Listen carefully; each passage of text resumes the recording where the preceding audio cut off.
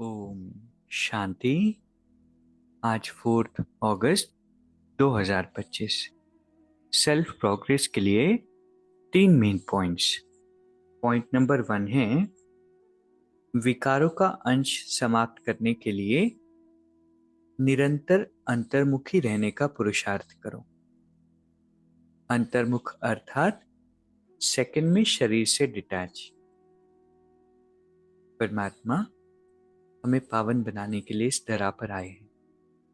बाबा कहते हैं पावन बनते बनते विकारों के कुछ अंश रह जाते हैं, उन्हें समाप्त करने के लिए अंतर्मुखी होकर के रहना है।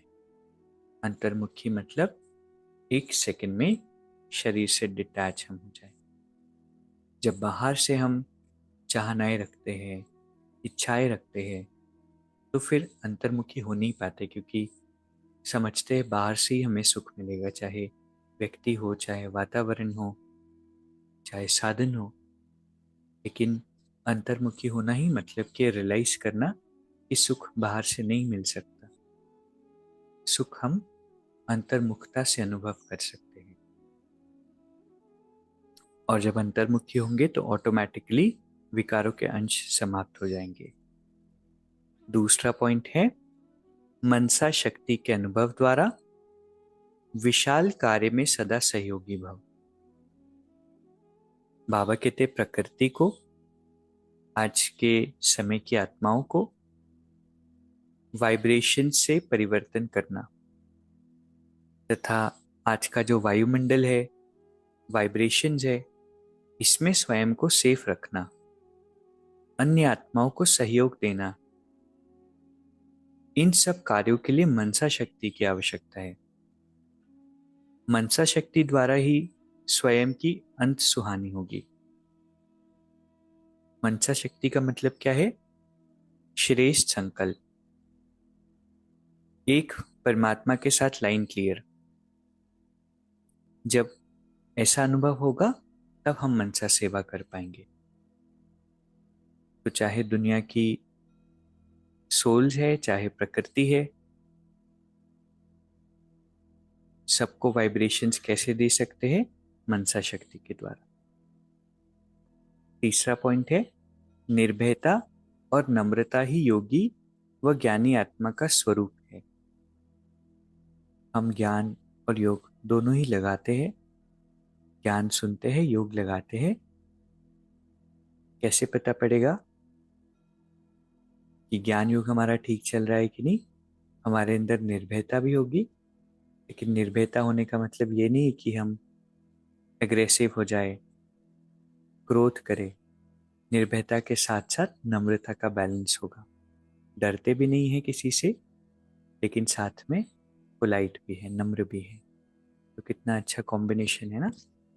तो आज जो 3 बातें हमने सीखी, पहला, विकारों का अंश समाप्त करने के लिए क्या करना है? अंतर्मुखी रहने का पुरुषार्थ करना है, बस खुद को। और ये भी सिंपल है। अगर हम अच्छे से योग लगाते हैं, बाबा से शक्तियाँ लेते हैं, तो ऑटोमेटिकली अंतर्मुख हो जाते हैं, क्योंकि एंटरटेनमेंट का कोटा हो, गुणों का कोटा हो, वो योग से ही कंप्लीट हो जाता है।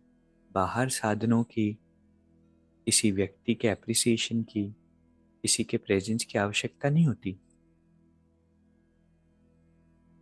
दूसरा पॉइंट है मनसा शक्ति के अनुभव से विशाल कार्य में सदा सहयोगी बनना है। कौन सा विशाल कार्य?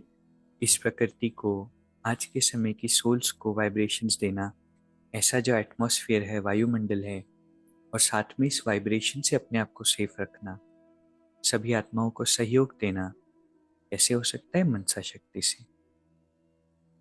और मनसा शक्ति मतलब श्रेष्ठ संकल्पों की शक्ति। एक, बाबा के साथ लाइन क्लियर हो। और तीसरा हमने सीखा कि ज्ञानी और योगी आत्मा का स्वरूप क्या है? निर्भयता और नम्रता। कितना वंडरफुल ये बैलेंस है। अभी 1 मिनट हम मेडिटेट करेंगे। मैं एक विशेष आत्मा हूं, निर्भय भी हूं और नम्रचित्त भी हूं। परमात्मा के प्रकाश में स्नान कर रही हूं।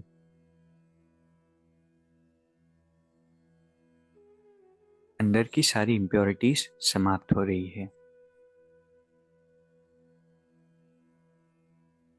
मैं परम पवित्र आत्मा हूँ। बाबा हर पल मेरे साथ है। ओम शांति।